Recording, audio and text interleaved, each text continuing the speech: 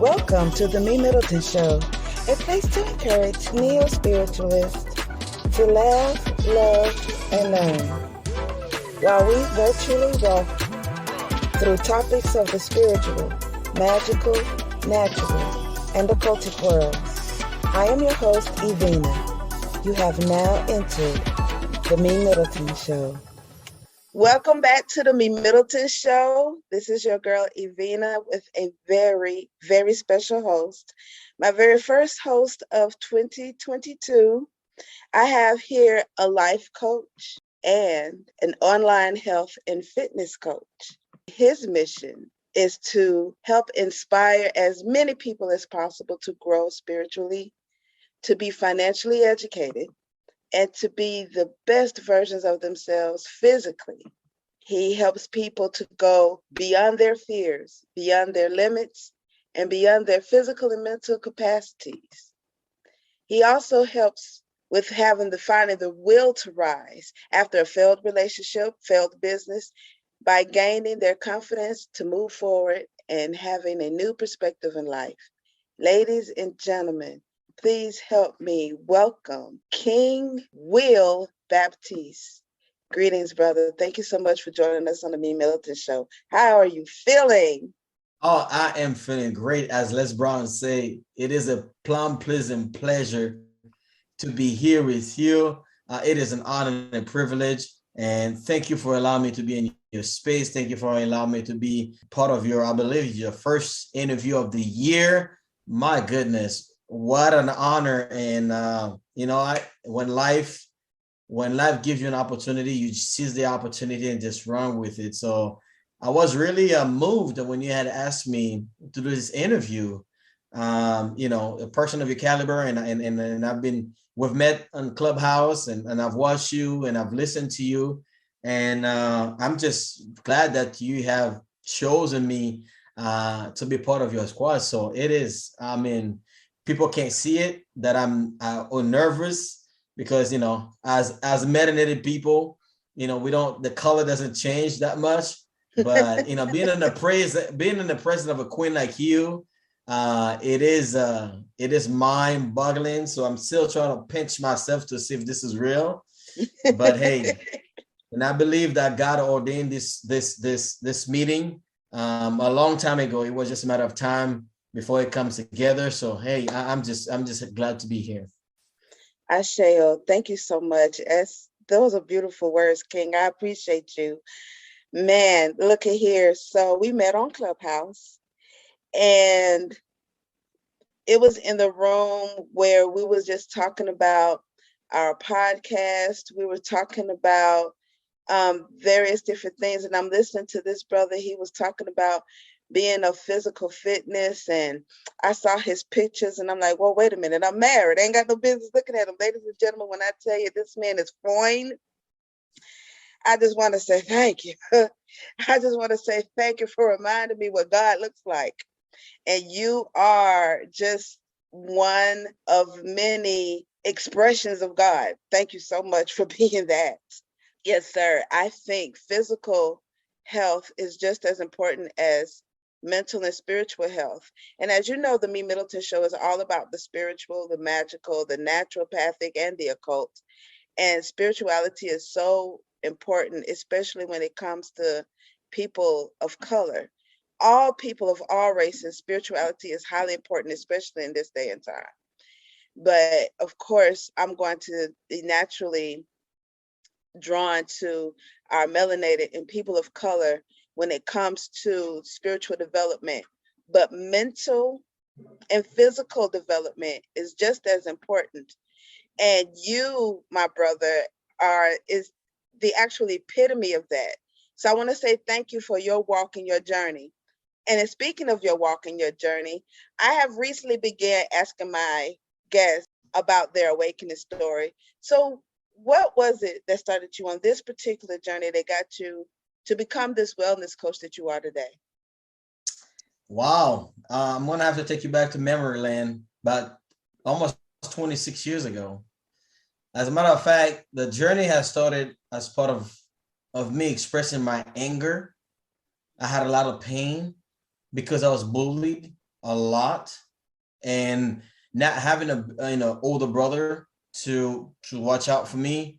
And my father had passed away, but when I was 3 years old, so it was really pretty much me. So I was just sick and tired of being sick and tired of being bullied. So I decided that, okay, what am I gonna do? I can't just be bullied for the rest of my life. I got to do something.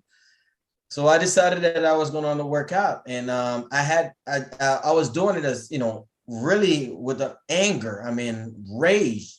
Mm. I actually started working out like 5, 6, 7 days a week, sometimes twice a day. That's how determined, Wow. and I was ready to take on the world because I was just tired. I just didn't think it was fair. So 25 years later, here I am, still kicking it. So 25 years that was later. my moment right there. 25 years later, what are you about? You're about 27, so you started when you was 2? I wish I was 27, but yeah, in a couple of months I'll be 42. So Oh, wow. There's a beautiful saying, black don't crack unless you own it, and you are definitely not on it. You look very well, King. Thank you so much. That's a blessing to see that.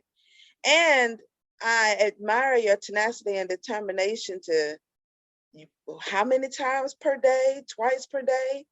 I was doing it twice a day. Yeah, that's how angry I was, and I wanted results. I wanted results as quick as possible because I figured if I get buff and look tough, people would think twice. And it took me about a year, and sure enough, I went back to the same spot, hanging out with the same bad folks, that was beating on me, and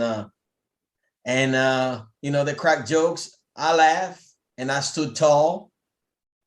Not literally because I'm only 5, 6 and a half. It's very important to put the half because that's for my ego. But at that time I felt like I was 6 feet tall because nobody could touch me. So that's when I realized, I think I stumbled upon something that could change my life. So from that point on, I continued, and I just never stopped. They call that the short man syndrome when you add on that little half, but it's a spirit. It's a type of light that a person carries when you are doing things developmentally, especially when it comes to of light, when it comes to personal development, and you doing it all for the good reasons and the right reasons. It's a light that emulates off of you to make you seem bigger, wider, taller than what you are, to make people, they'll notice you, they'll clutch their pearls or back up. And some might even want to test you when they see something like that because they're intimidated. They feel a bit threatened. They don't like to Right. see you in your new stature. Although you've been the same height, you ain't do nothing different as far as your growth is naturally growing.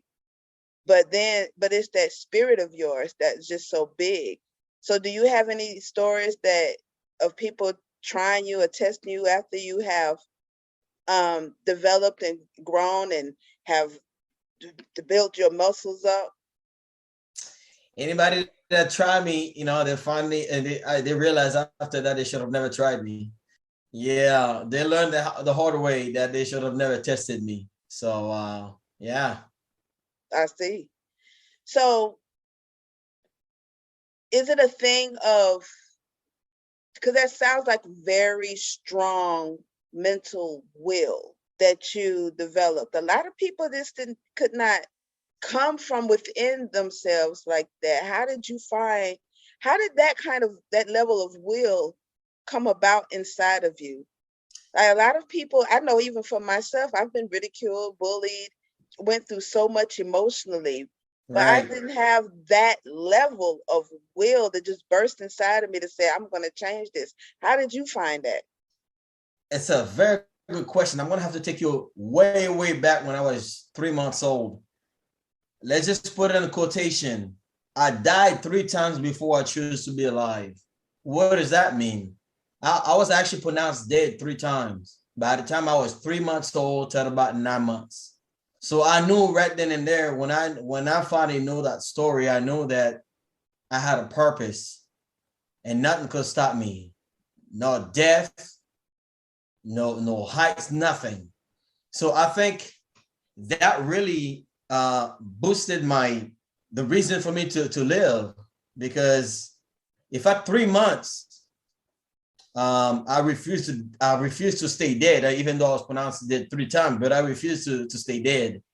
So I knew that I was meant to live a full life, and really walk on my purpose, and then use that my God-given potential. So I think that's when I found out that's what happened to me. I think that's kind of shifted a little bit my perspective on life, and I said nothing can stop me. Wow. Yeah. Yeah, that wasn't part of my story. Dying 3 times and coming back. You were born for this, evidently. And you was tried at a very young age and conquered it flawlessly. 3 times, no problems as a baby. When I say you're a king, I'm not saying that for design. So congratulations for you in that. But I do have a question when it comes to our community, because other communities have no problems with mental wellness. They go for their checkups just as much as they would do for their physical health checkups. Other communities, except for people of color, there's some weird stigma about us going to seek mental help or mental checkups. Do you know why that is? And do you have any suggestions on how to change that and make it socially acceptable or even a cultural norm? I know exactly why that is. As a Black man growing up, I was raised to be tough, but I wasn't raised to be grounded. And I think that's a big difference. When I say I was grown, I was raised to be tough, meaning a Black man, especially a Black man, don't show no emotions. You shouldn't cry. Especially when I start crying, they're like, I'm gonna give you something to cry for. I'm gonna give you something to cry about, right? Right. So at a very young age, I learned to hold everything in, not showing any sign of weakness. I mean, you're a tough man. You're not supposed to show any emotions. You're not supposed to cry, and definitely not supposed to be vulnerable, because that's a sign of weakness. And asking for help, that's taboo, right? Mm-hmm. So, when you're growing up, and because of me growing up and was told to be tough, actually, I had to pay the price of being tough, because that landed me in prison, not 1 time, not 2 times, not 3 times, but 4 times, because I want to be tough. Yeah. Right. Right. And so that's the problem. And that problem is really on the culture. What's happening, I don't know. But at a certain time in my life, which is about a year ago, I'm like, listen, there's got to be something, because mental health among Black men, first of all, especially Black men, we don't have a safe space to talk. Y'all women, I'm gonna give y'all that. Y'all always talking among yourselves.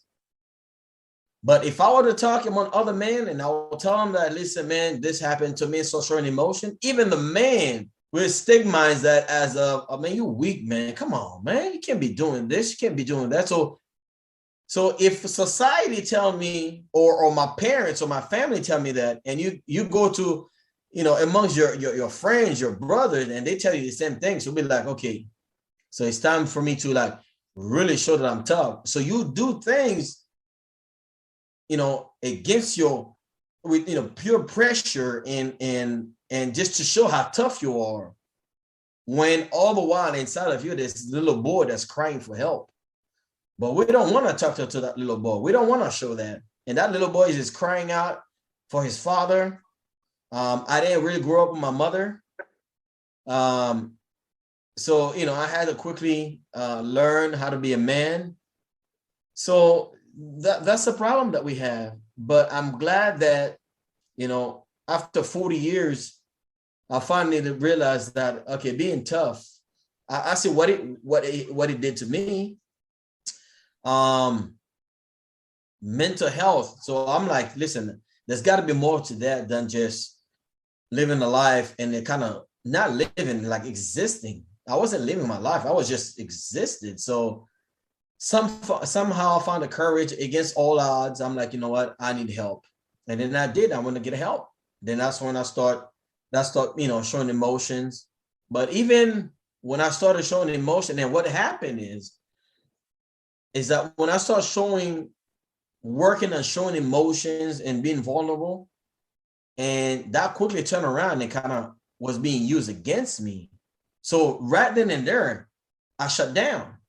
So here I was all my life. I was being told not to show emotion, not to be vulnerable. You got to be tough. And at some point, you realize it was all lies. So you start to show emotion, you start to be vulnerable, and you've got the opposite sex now coming against you, and people that are supposed to be your partner, your spouse, and telling you, what are you doing? And using that vulnerability, using that against you because you decided to open up. So what are you going to do? You shut right back down again. Yeah. So I think that's a problem. That's a problem that we have to address. And I'm a big advocate for mental health. And one of the principles that I've got a friend of mine on Facebook. His name is Brooklyn Brown, and he's an advocate, big advocate for he's got a Facebook page called the 21 Principles. And the principle number 6, it says, don't be afraid to ask for help. Actually, asking for help is not a sign of weakness, it's a sign of strength. So I've been applying that in my life. The best thing I could have done for myself, for the first time in my life, I decided to do something for myself. And that was to go out and ask for help. And I'm glad I did, because I was at my breaking point, and I was at a point of no return, if you know what I mean, So it was that time and I realized that there's this little boy inside of me that was still longing for his father, that was still longing for his mother's approval. So, and I'm not ashamed to say that I'm going to therapy right now, and I've been getting a lot of pushback, especially from the Black community. Right. I've been in therapy now because something really tragic happened to me last year. And, and now I'm not ashamed to say, hey, listen, I'm in therapy. I actually sharing that journey. I've got a video that I do once a week. It's called My Therapy Session Recap, where I take one particular moment in my therapy session with my therapist, and I kind of share it online, and not going into too much details, but just one particular moment that stood out to me, and I think that it needs to be shared with the world, and that's what I've been doing. So I've been getting a lot of pushback, as a matter of fact, and I'm just want to continue using my voice and advocating for mental health. And the suicidal rate among Black men is at all-time high, because we keep everything in, and that's why we seem to be so violent. Because there's this anger inside of us. We're not letting out because we don't want to show our emotions. We don't have a safe space to say, hey, listen, man, sometimes we just need somebody to listen to us, not necessarily tell us what to do. We just need to let it out, but we don't let it out. What's going to happen? We walking around with like a time bomb just ready to explode. So, yeah. Thank you for sharing that. Thank you for being in therapy. Thank you for realizing the unnatural things that's happening to us in this society. For people that's on the outside looking in, or cultural invariants, where they're looking from the outside, trying to understand and define what's going on with us. They don't understand. They don't get that for centuries of abuse being taken away from our natural states and being put in this unnatural jungle here in the Western world, where we're practicing speaking educated in unnatural ways. This is not how we were brought. This is not a part of our culture that we've had for thousands of years before that famous boat ride. Right. And we are praising, speaking, educated unnaturally, and concentrated efforts to keep us separated. We are the most separated out of all groups around the world. You got Asian folks and Latinos who, well, they were all huddled up in the house, all huddled up in one same car, and everybody going to work and come back home and put everything in the one same pot for their family. We are the most divided, and we divide ourselves male, female, light skin, dark skin, from this hood, that hood, from this state, that state, and will be at literal war with each other. And while everybody else is communing together and look at us as buffoons, was because we're not in our natural states. And it's doing something to us mentally. And any inkling of us coming together, they will place some other divisiveness in our midst. And for some reason, we're suckers for it to, we'll fall for it. And we're back at each other's throats.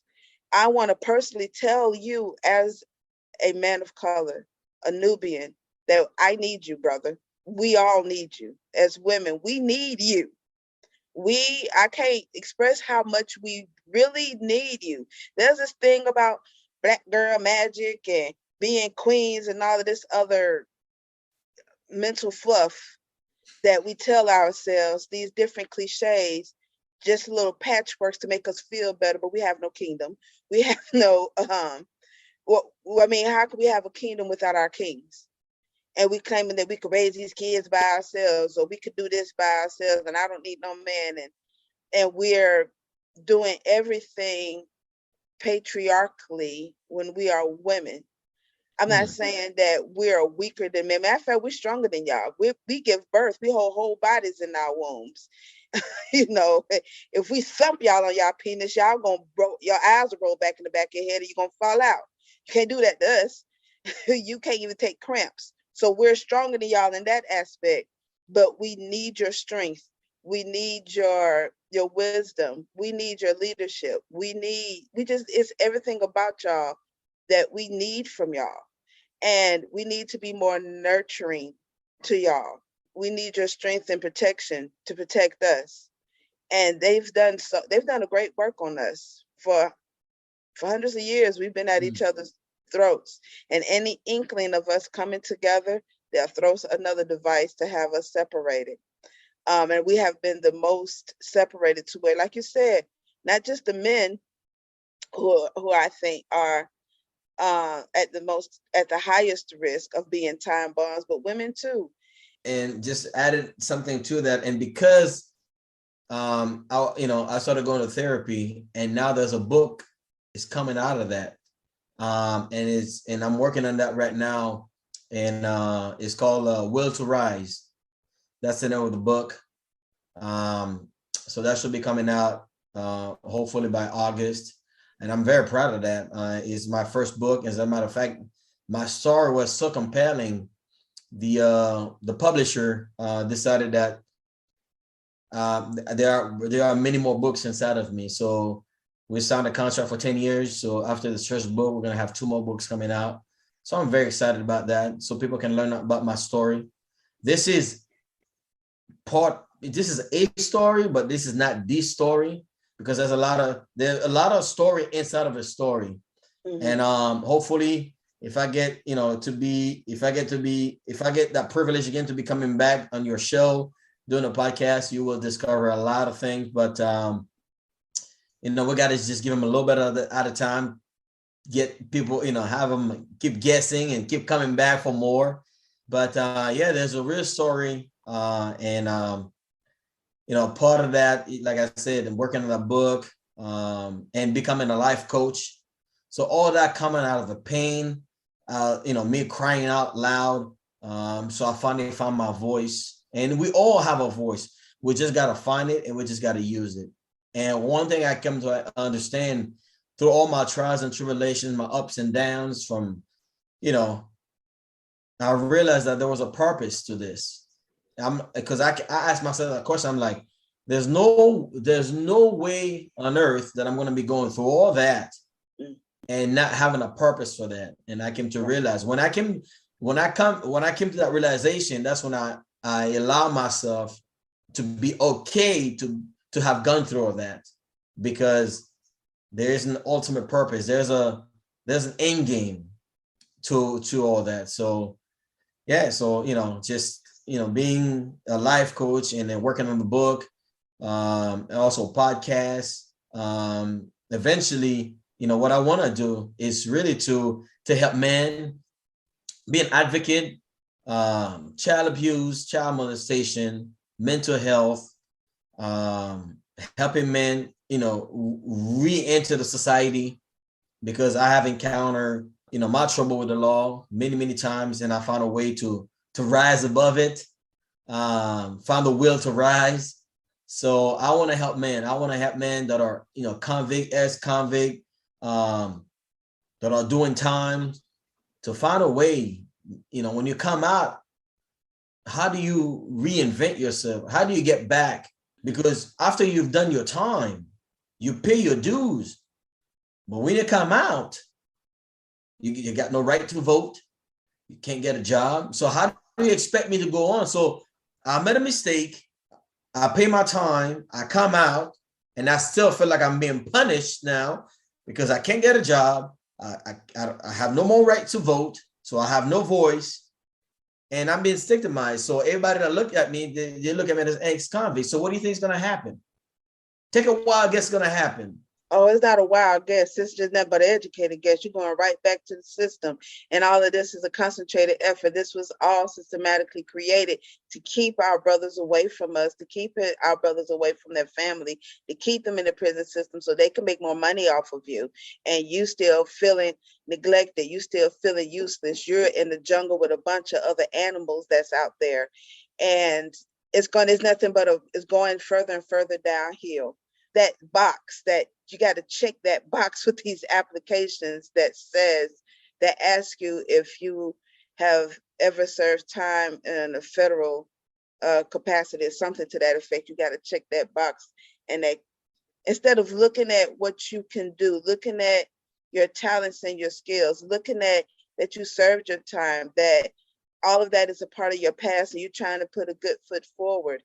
And no, never mind that. They're going to hold you accountable for something that happened years ago, and it's going to keep you messed up, keep you back in the prison system, in that funnel, and you're losing your life. Right, right. And speaking of box, it's because when I when the my team came together, to come up with a logo, and that's why you see that little blue box behind me. That's me coming in. So the yellow is the world, is society, and that blue box is me trying to coming out of that box, the box of tradition, the box of just my upbringing, the society, what they think that I ought to be or not ought to be or whatever. So in order for me to rise, to find the will to rise, because if I'm trying to rise inside of a box, I'm just gonna keep hitting the wall. I'm just gonna keep hitting my head in the ceiling, right? And that's what I was doing. Didn't know that I had to find a way, because when you're at a place when there's no doors, you got to create your own door. If you're at a place that you don't want to be at someone else's table, you got to create your own table. So I decided that I was gonna bust the wall open and then come out. So that is me coming out to finally find the will to rise. So now I'm rising. Why am I rising? Because I decided to come out of the box. Have you ever thought about, this is just off the dome, thought about creating something for men, like a rite of passage? That used to be a part of our culture, where we had rites of passages that would show young boys how to grow to be men. But you eliminate the BS that we have been taught for the recent couple of centuries that is debilitating. Remove that and re-educate the tradition of manhood by showing that talking about real feelings, being able to express themselves without that those debilitating lies I thought you've been fed for, that men have been fed for the last several generations. The teaching them the right way of being nurtured and being nurturers, being men providers and and healers, all of these things that are more creative inside of you versus destructive inside of you. Just thinking like rites of passages from boyhood to manhood that that was once taught in our culture versus this BS that's being taught now. Just off the dome, I just thought about that. What you think about that? Listen, I'm very open to whatever it is that's gonna help our people. And you gotta understand, when we're trying to help someone, automatically we are helping ourselves. As Frederick Douglass said, it is easier to, I believe, along the line, to raise a young man than to fix a broken man, to raise a young, something along the line. So basically we try to protect this next generation. Mm-hmm. Not to discount me, because I'm still living and I'm still got to be that figure, that model, that role model. So I can't be discounted. But we need to find a way, while we are being rehabilitated, while we're going through that process, let's not forget the ones that are coming, and let's try to avoid them going through that system. Then we have to do the work all over again. So I'm already got to the place where I'm at right now, and thank God that I made it out and I found my voice. So if I can find a way while I'm doing this and try to avoid them from going to that, then I think I've done my job. So absolutely, I mean, that's why when I post something on social media, I say, listen, I'm looking to, I want to do, speaking engagements, collaboration, podcasts, interviews, because I want that message to be out there. I want that message to be on a global scale, because we don't have enough people talking about that.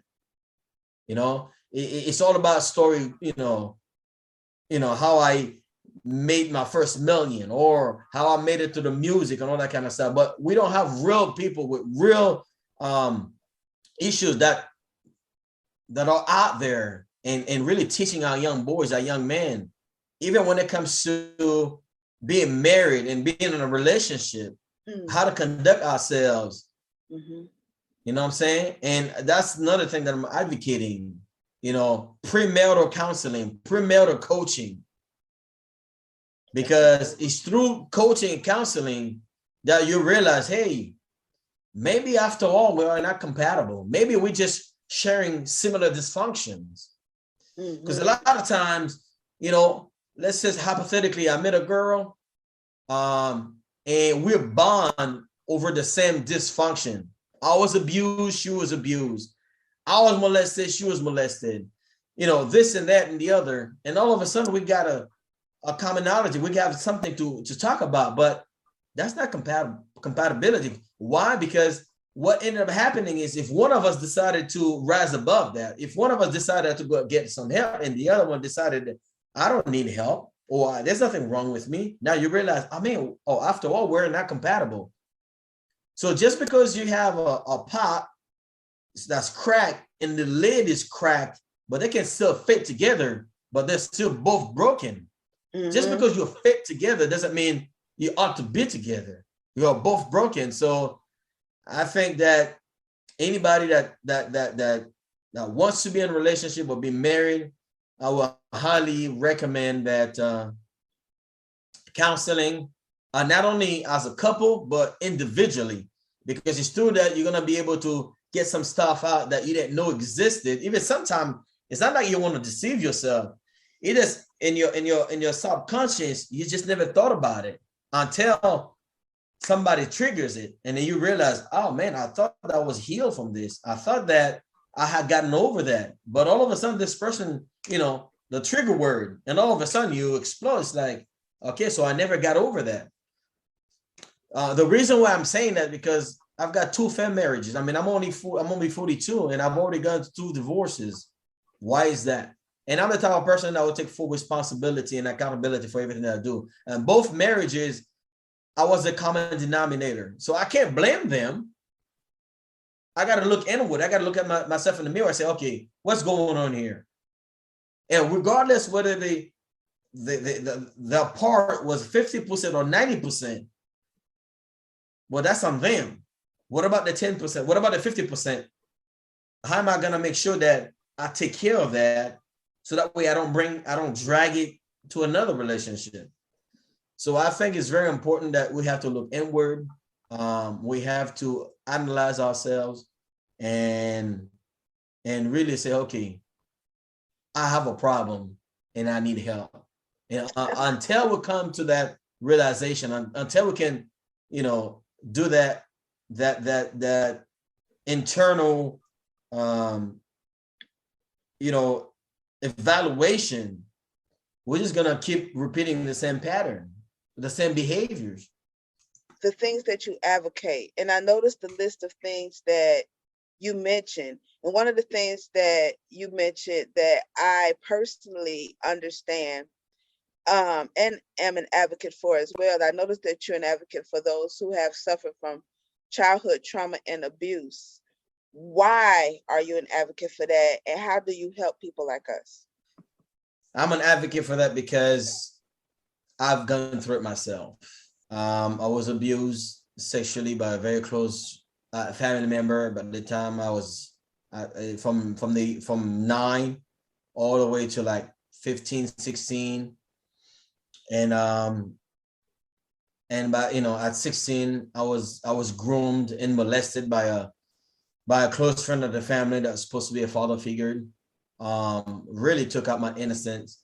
No one deserved that. No young man deserves to go through that.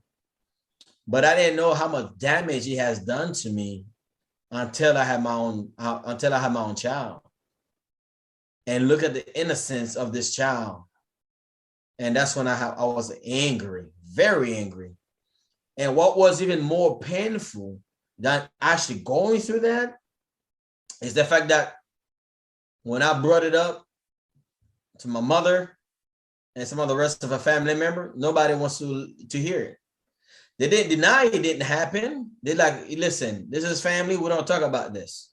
So that was very painful to me. And on top of that, I had confronted the person, and they didn't think they did anything bad.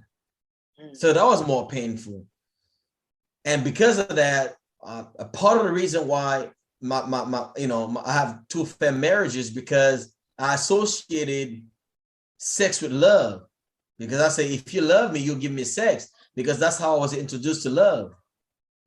So therefore, if you don't give me sex, that's because you don't love me, which is sex and love are two completely different things. So, and that's when I realized, and at some point, I refused to change my daughter's diapers, because I'm like, okay, am I touching her the right way? And what a trigger urge? At that point, I called my then wife. I said, listen, I want you to know that this is what I've gone through. If ever something happened, please call somebody to get me some help, because I want to be a cycle breaker. I don't want to continue that pattern. But I thank God that it never, happened. But I just want to make sure that it doesn't happen to anybody else. So that's why I'm a big advocate for that. You got to talk.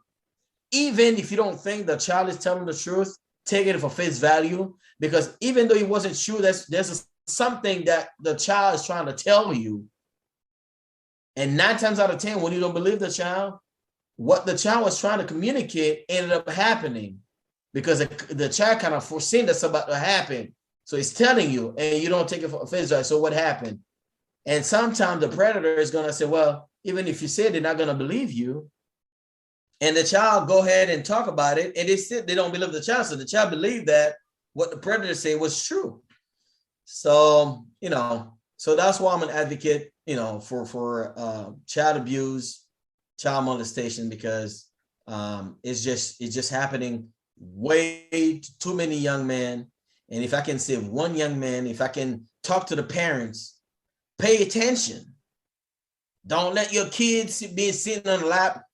And the sad thing about this, to finish, is that they don't think it's happening to boys, because we hear that a lot happen to girls. Like we don't exist. Like, of course, that happens more often than people actually think. Mm. because I'm hearing, talking about this. It happens. It happens more often than people think.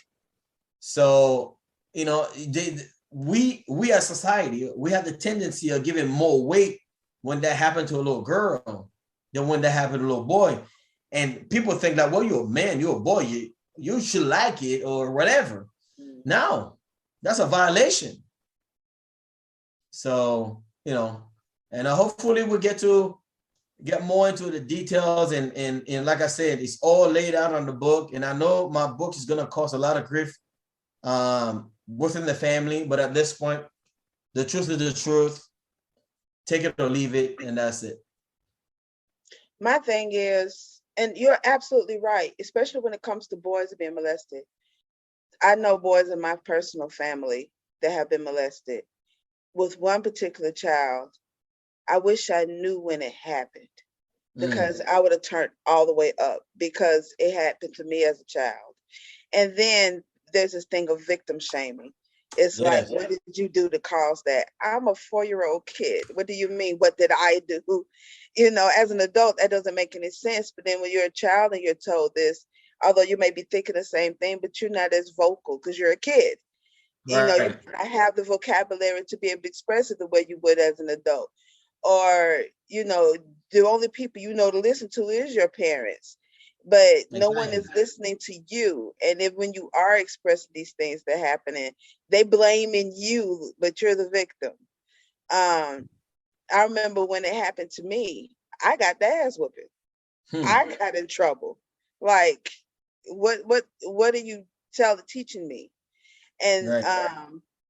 so I want to thank you also. I did a whole speech about adult survivors of childhood sexual assault. So you and I are both advocates in that world, and I hope we're able to cease that. But this whole thing about grown folks touching little kids, that's it was a thing once upon a time, like it was natural. Right. And there's nothing natural about that. That has to change. And hopefully we can be the example of other people that can stand up and say no more, and we can change that. So thank you so much for that. Tell us how we can reach you. I'm on Instagram, Coach Will. I'm on Facebook, Will Bear. And yeah, that's Instagram, Twitter. I'm there. I'm very vocal. Talk about the wellness and fitness and life coach. I think they call kind of coexist. So people can always look me up, and I'm a very open book, and I'm here to help people. It's not about just making money or having clients. It's about really raising awareness, because I believe if I walk in my purpose, if I use my God-given potential, the money will come. So it's not really about making money. It's really about raising awareness. And if the money comes, that's a byproduct. I'm happy, thank you. But if not, I know that at the end of the day, I've done my job. And if I can save one child, then I think my job is done. Ladies and gentlemen, Mr. Will Baptiste, coach extraordinaire, thank you so much. Promise me you'll come back so we can finish our conversation. Oh, most definitely. Just hit me up, and then let's do it again. Wasn't that fun? Did you learn anything? Did this episode stir up any questions, comments, or concerns? Send them over to MeMyddleton@gmail.com or leave a message on our website at www.helpbyevina.com, and I'll be more than happy to respond.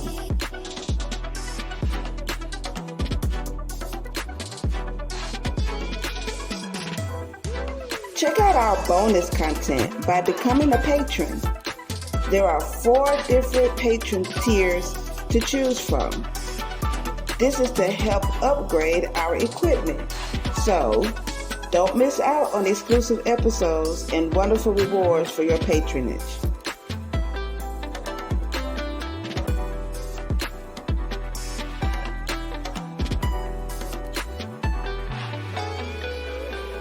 If you're on Spotify, Podbean, Google Podcast, Amazon, or any other favorite podcasting platform, make sure you like The MeMyddleton Show and leave a comment. Tell us how much you love the show, what you don't like about it, how we can improve, and how we can be challenged.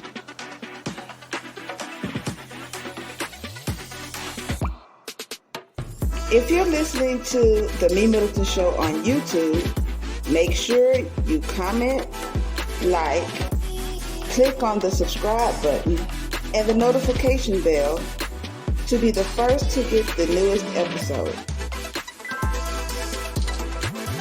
And remember, proper prior planning perfectly promotes persistent productivity and proud, pristine performances.